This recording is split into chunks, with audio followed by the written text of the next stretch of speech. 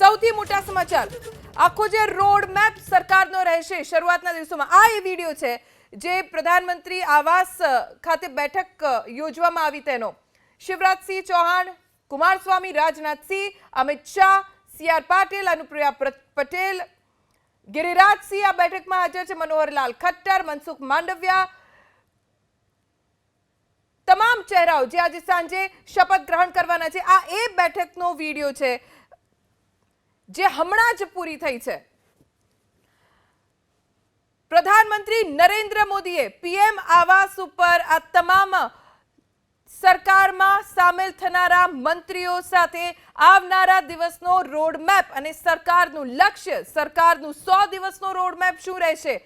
તેને લઈને માહિતગાર કર્યા ચર્ચા કરી છે સીઆર પાટીલ શિવરાજસિંહ ચૌહાણ આ બેઠકમાં હાજર રહ્યા સીઆર પાટીલને આપ જોઈ રહ્યા છો હવે આજે તેઓ મંત્રીપદના શપથ ગ્રહણ કરવાના છે ગુજરાત ભાજપના અધ્યક્ષ નવસારીથી સાંસદ સીઆર પાટીલ જેઓ આજે મંત્રીપદના શપથ ગ્રહણ કરશે નરેન્દ્ર મોદીએ નવા મંત્રીઓને સલાહ આપી છે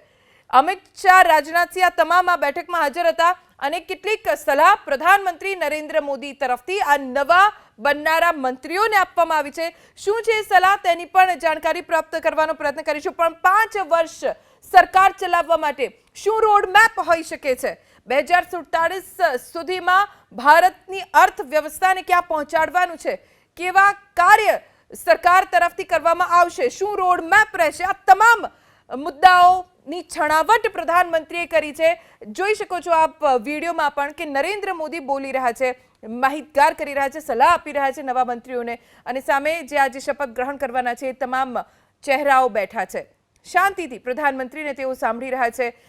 આવનારા 100 દિવસમાં સરકારનો એજન્ડા શું રહેશે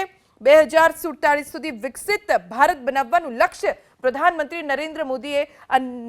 નવા મંત્રીઓને આપ્યું છે અને લક્ષ્ય હાંસલ કરવા માટે સરકાર કેવી રીતે ચાલશે તેનાથી નરેન્દ્ર મોદી આ તમામ મંત્રીઓને નવા મંત્રીઓને માહિતગાર કર્યા છે પિયુષ ગોયલ રાજનાથસિંહ અમિત શાહ શિવરાજસિંહ ચૌહાણ કુમારસ્વામી આ તમામ આજે સાંજે શપથ ગ્રહણ કરશે સીઆર પાટીલ અર્જુન મેઘવાલ અન્નપૂર્ણા દેવી ગિરિરાજસિંહ પણ બેઠકમાં હાજર છે આઠવલે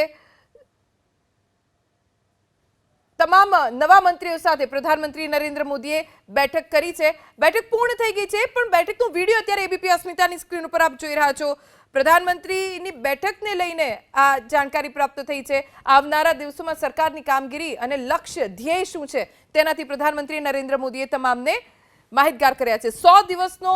રોડમેપ શું હશે અને તેને કેવી રીતે લાગુ કરી શકાશે તેનાથી પણ નરેન્દ્ર મોદીએ આ નવા મંત્રીઓને માહિતગાર કર્યા છે આજે સાંજે 7:15 વાગે પ્રધાનમંત્રી નરેન્દ્ર મોદી ત્રીજી વખત શપથ ગ્રહણ કરશે પ્રધાનમંત્રી પદના એ સાથે 50 થી વધુ મંત્રીઓ પણ શપથ ગ્રહણ કરવાના છે જેને અત્યારે આપ એબીપી અસ્મિતાની સ્ક્રીન ઉપર જોઈ રહ્યા છો